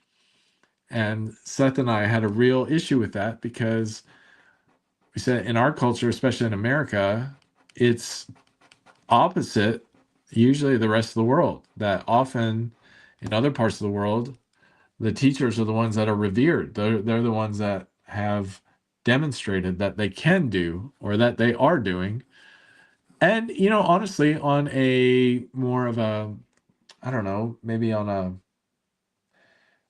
college level or, graduate level, that definitely is a very important aspect that the professors are practicing their, um, whatever they're teaching, whatever their discipline is. They're, whether they're teaching medicine, that they're a doctor already, that they have a practice of their own or had one at one time, that kind of thing. That is definitely very important. But typically speaking, especially when it comes to like public school or maybe private school or whatever, teachers are often not looked at as experts in the sense that they're looked at, oh, this was your career backup plan was to go be a teacher, unfortunately. But one of the things that we really emphasize at VAAS is that the teachers are practicing artists, and it really really does influence how you teach. And yeah, so that's one specific example, is having that landscape drawing in the room in my studio, and I've used it several times to reference it, as well as the other drawings that I have on the wall. I'll reference those quite a bit. It might be maybe a technique that I'm teaching. I'll say, hey, look, this is what it looks like in a finished work. That's really helpful to students for them to reference that. So, all right. Trying to be careful here because I'm starting to put in a little too much detail. And once again, it's taking away from what's in the foreground. So I want it to be very light, very subtle. So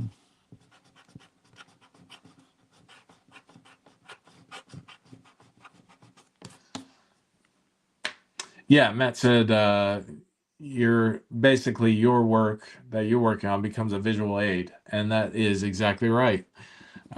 So in my studio space, as most artists are visual learners, exactly. So when you're talking about, say, for example, like shading, it's really helpful if they have an example of what that looks like. And you could definitely get away with like using examples from church, or not church history. That's so funny when I say church history. I'm thinking art history, but I've used the word church history so much that just came out naturally. But from art history, when you look at you can definitely get away with looking at examples from art history and different artists, but there's just something different when the student sees you as an artist, how you're practicing. And it does kind of like validate some of what you're saying. So like if I'm talking about shading and I show a thing that I'm drawing and it's not shaded very well, it's really hard to then like turn around and be like, well, I know I said this, but I'm sorry, it didn't really work here, even though you should do it this way. But if you do it and it worked out and it looks great, then that adds a lot of, should I say, like gravitas to your teaching. So yeah, it really is important to have your own work and your own practice in front of the students so they can see that you are what you say you are. I guess it gives a bit of validity to who you are as a person and as a teacher as well, not just the work itself. So, all right, let's see here. Right now, I'm just trying to add in this building. Trying to be very, very careful not to put in too much detail. I think I either read or heard, I think I heard it. Someone was talking about the writing of Ernest Hemingway, who I am reading a collection of his short stories right now. Just trying to learn. I do have a love for classic literature, and so I'm trying to read through his short stories. And I heard a commentary. Someone was commenting on his practice as a writer. I also like learning about other types of artists, and so I would say authors are a kind of artist. They're using words in the way that maybe I would use visual elements or whatever. They're still trying to paint a picture, but they're using words to do that. And one of the things that he talked about and would teach either his students or people that were, interested in his writing was about minimalism. Now, he, as a writer, was known for being a bit of a minimalist.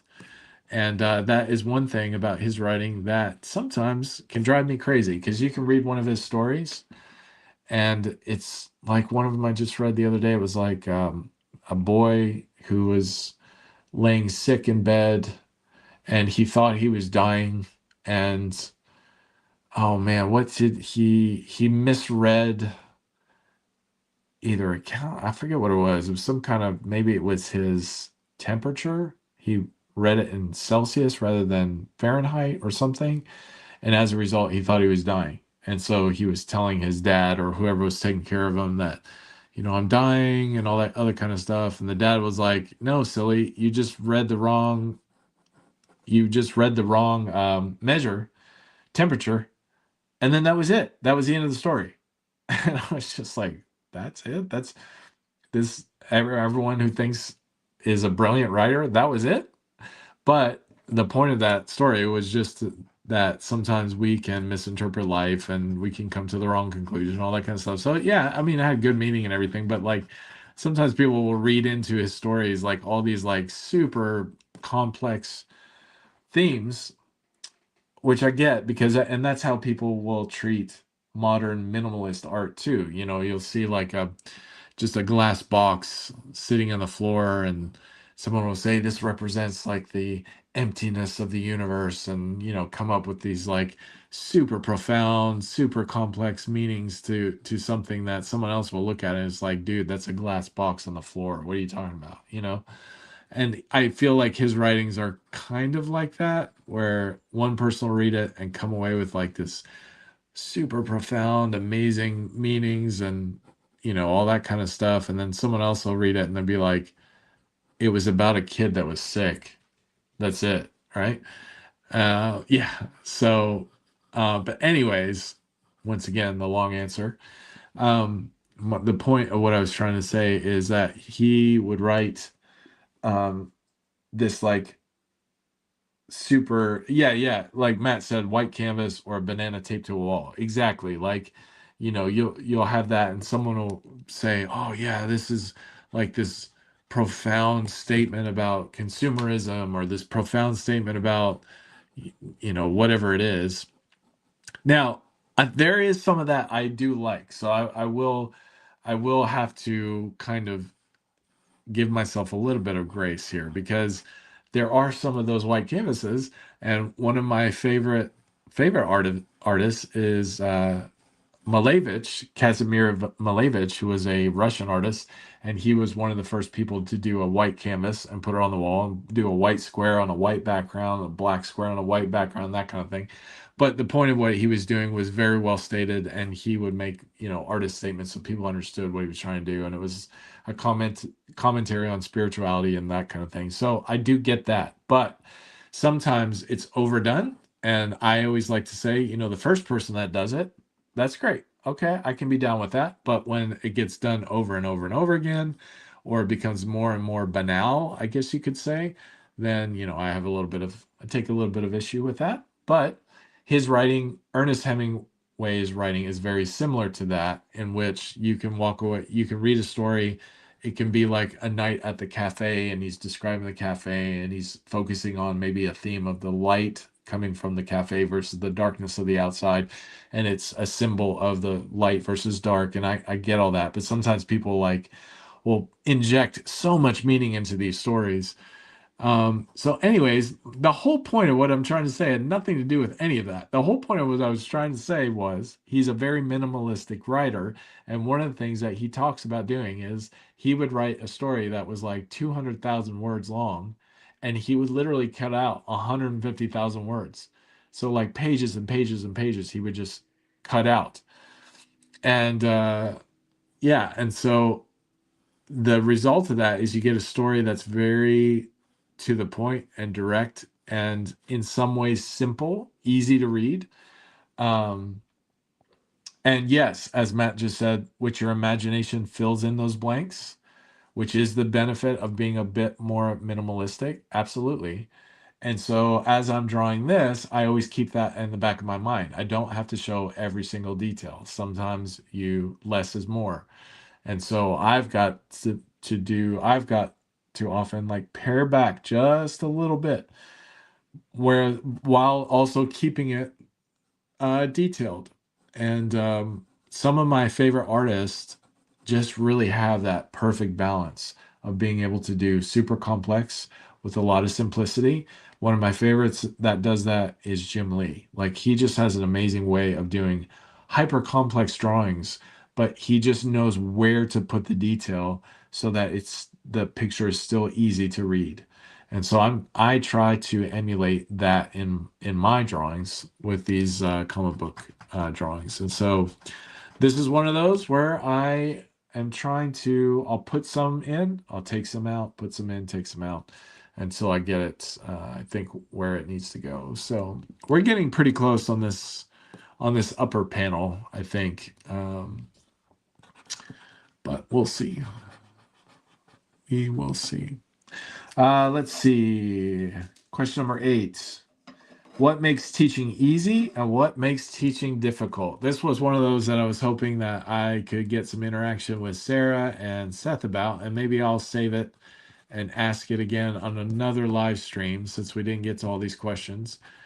But I will give it a bit of a shot here. I've got 8 more minutes, so maybe for about 5 minutes, I'll talk a little bit about that. And then the last couple minutes, I'll talk about this page, and then we'll sign off after that. But what makes teaching easy?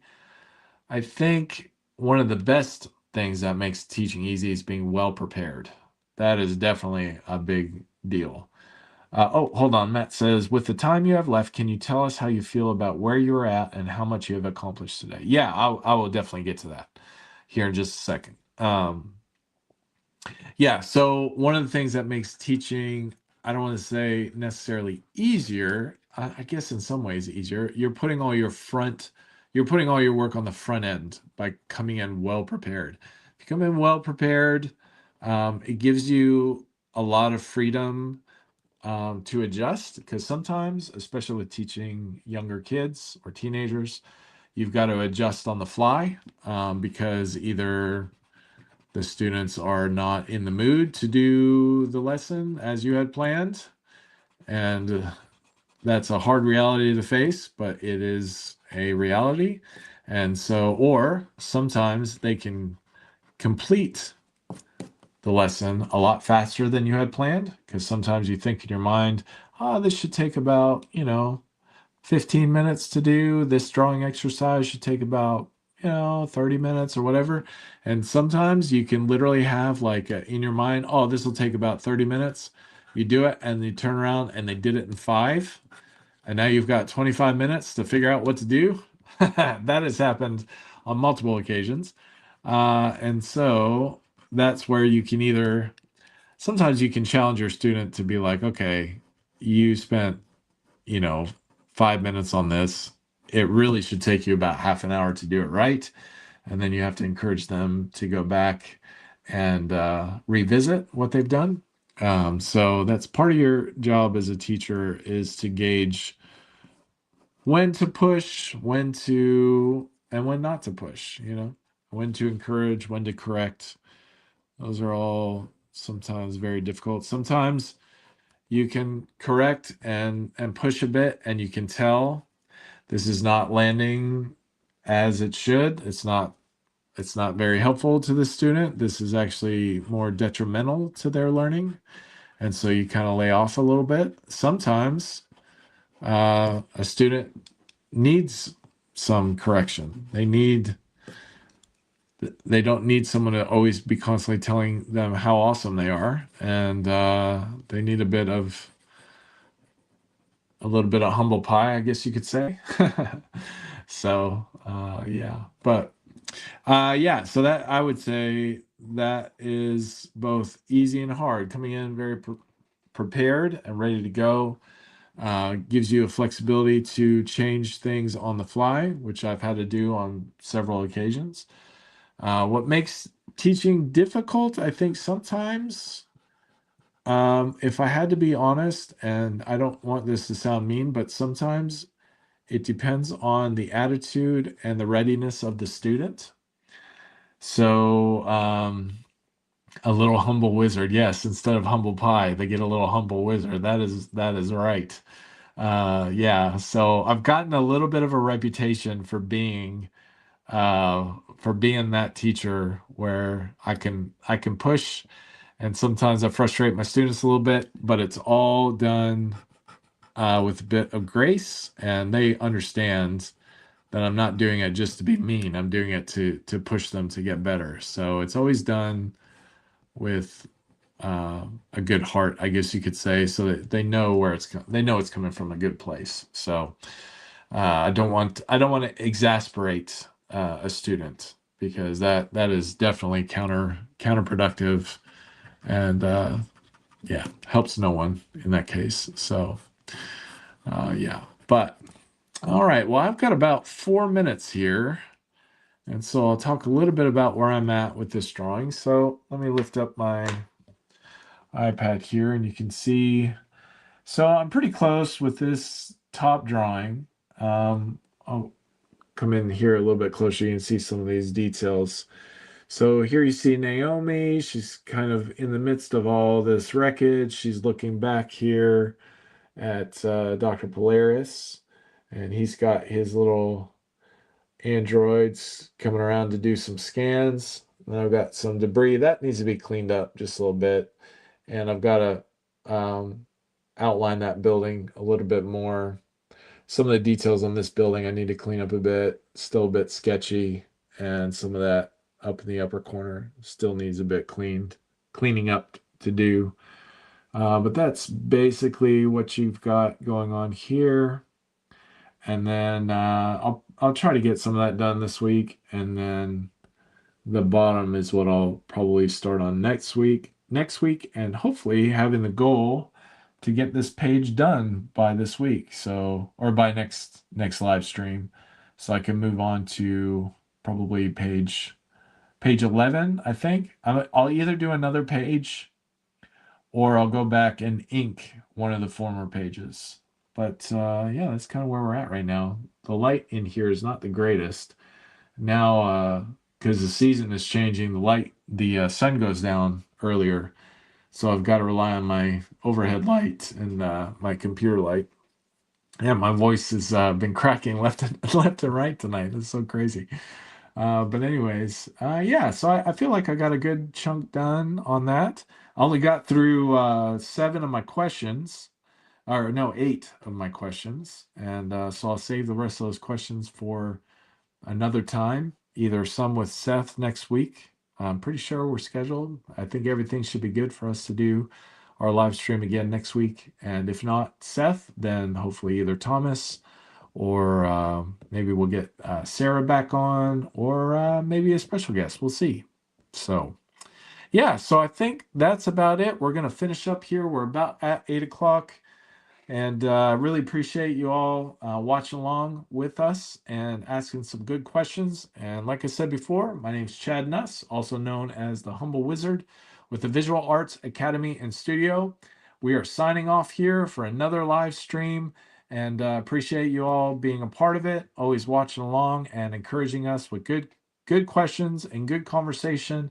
You all have a great week, and we will be back next Saturday from 6 to 8 for our regular live stream with the Visual Arts Academy and Studio out of Louisville, Kentucky. You all have a good night and a good week, and we will see you again soon.